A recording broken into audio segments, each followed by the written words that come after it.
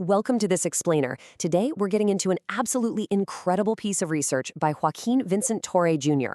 It looks at the unbreakable link between language, identity, and sovereignty for the Chamorro people. They are the indigenous people of the Mariana Archipelago, including Guahan, or Guam. We're going to explore how revitalizing a deeply endangered language is about so much more than just saving words. It's about literally breathing life back into a culture and forging a sovereign future. The emotional stakes here, they are incredibly high right out of the gate. The author writes, language is the umbilical cord of culture. Just think about that. When we talk about language revitalization, we aren't just talking about grammar. We're talking about a lifeline. For the Chamorro people, language is the very conduit through which their way of being, their connection to the land, and their political sovereignty are passed down. Without it, that vital connection faces total erasure.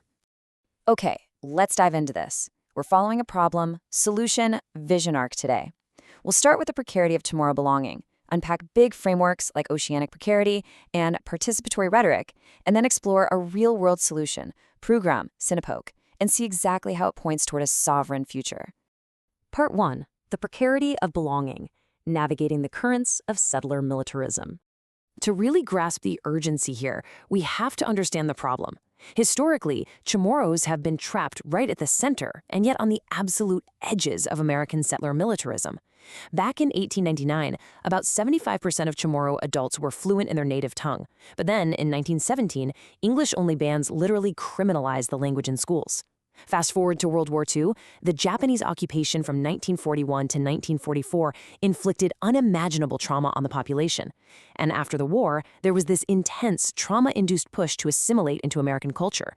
The result? By 2025, researchers estimate there might only be 5 to 10 years left to truly save the language. That timeline brings us to a dangerously low number, 21,390. That is the estimated number of Chamorro speakers remaining as of 2025. What's even more alarming is that 80% of those fluent speakers are over the age of 55. Younger generations, millennials, Gen Z, are largely missing out on that strong ethno-linguistic identity. The clock is absolutely ticking. Which brings us to part 2, indigeneity as Oceanic Precarity, surfing the waves of identity. So with that history in mind, let's look at one of the primary theoretical frameworks of this dissertation. It uses the ocean as a structuring metaphor, indigeneity as Oceanic Precarity. Basically, being indigenous in this context isn't some static, fixed identity. It's an active bodily navigation of uneven, torrential colonial forces. It's a constant balancing act. Notice the parentheses around be in belonging? That's totally intentional. It highlights that actually belonging to a culture and the deep, deep longing for that culture are intertwined. They feed right into each other. Think about a surfer out on the ocean. A surfer doesn't just passively float around out there, right? They use immense skill, incredible balance in their whole physical body to ride these massive, unpredictable waves without getting pulled under. That's the exact analogy here. The Chamorro people are actively using their language and their bodies to navigate the really treacherous waters of colonialism and assimilation. They're constantly fighting to stay upright.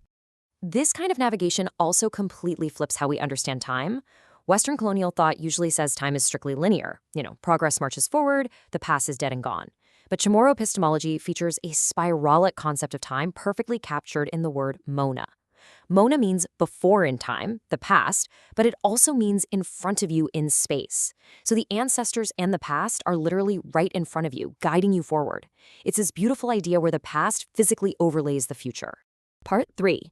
Participatory critical rhetoric, a methodology of relation.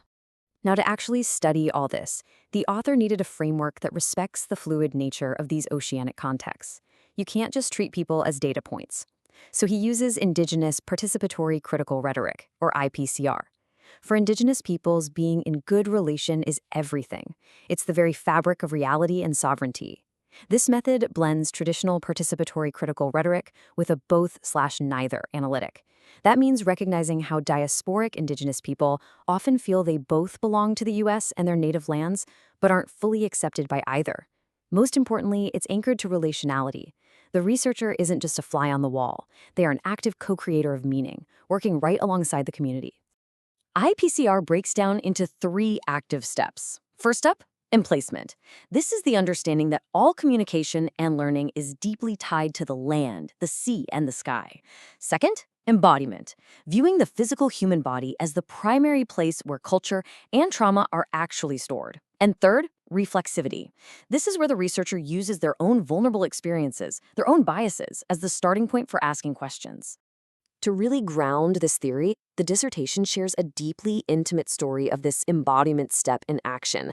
At a language camp, participants did an exhausting full-body ancestral chant called I Neni Hamyo. Afterward, they were asked to sit and stare silently into a partner's eyes for 3 full minutes, and then they had an opportunity to share their truths. The author describes this profound emotional release happening in the room. People were crying, physically feeling the heavy weight of colonial trauma, but simultaneously feeling incredibly healed by the connection to the person sitting across from them. The body literally became the site of the research. Moving on to Part 4, Prugråman Sinipok, Submersion, a language program bridging oceans. That intense, beautiful moment we just talked about, that happened within this specific case study we're looking at, the solution phase of our arc. It's a program called Prugråman Sinipok, which translates to the Submersion Program. It's a 2-week adult language immersion camp. But it's not just a language class. It explicitly centers Chamorro sovereignty and decolonization. It caters heavily to diasporic Chamorros, folks living off-island, mostly in the U.S., who have this deep, aching longing to rebuild their cultural connection. It's an intentional space built to overcome barriers of white supremacy and even the nativism they sometimes face from within their own culture for maybe not speaking the language perfectly.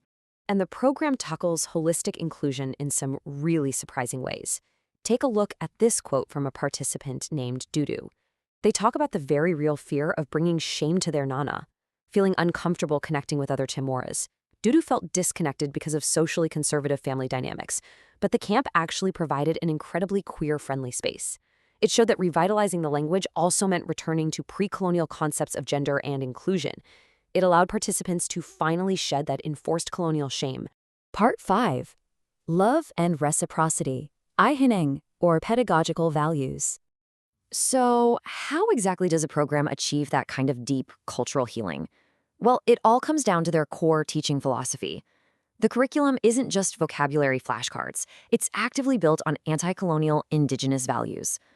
At the absolute core is agaya, meaning love. But it's a mandate to love oneself, to love others, and to forgive for the sake of ultimate peace. In the context of colonialism, a system that literally thrives on severing relationships and making people feel ashamed, agaya is a radically defiant act. It's radical self-love. It teaches people to give themselves grace when they stumble over a word, reframing that struggle not as a failure, but as a crucial step toward empowerment.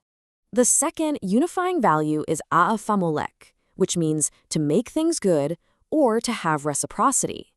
This is the collective drive to build a community framework that actively pushes back against American individualism. It's the profound understanding that language is never just an individual achievement, it's a shared responsibility. When someone learns Chamoru, they are actively engaging in a'afamolek. They are honoring their ancestors and taking responsibility for the future of their entire nation. And this sparks some truly incredible moments of intergenerational healing or survivance. Listen to Tune In, one of them a Namko or elders at the camp.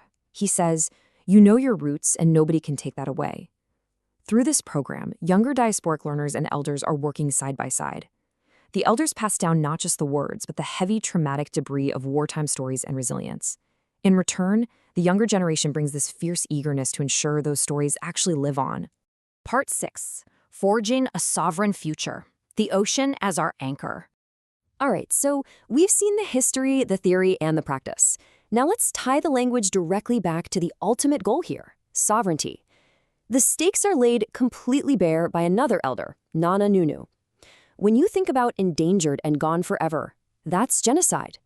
The author makes it crystal clear. This program is not just a fun extracurricular activity. The Chamorro language is the umbilical bond saving an entire culture from absolute erasure. Revitalizing it is a direct, undeniable act of anti-colonial resistance and self-determination. Which brings us right back around to our ocean metaphor. The research shows that practices like chanting are deeply collective acts. Just as skilled oceanic navigators maneuver canoes across the vast Pacific as one unified team, chanting allows the Chamorro people to navigate past traumas. It allows them to reach across time and space toward a sovereign future. It's this massive, full-bodied embrace of exactly who they are and who they are becoming. We'll end today with a powerful rallying cry that's used all the time by the organizers of Prugråman Sinipok, Yangan Tihita pues hayi. If not us, then who? It asks a profound question of anyone facing the precarity of their culture. If the descendants themselves don't paddle out, ride these waves, and navigate these torrential forces to save their language and identity, who will? It's a challenge to explore the depths of language and community, and ultimately to build the future yourself.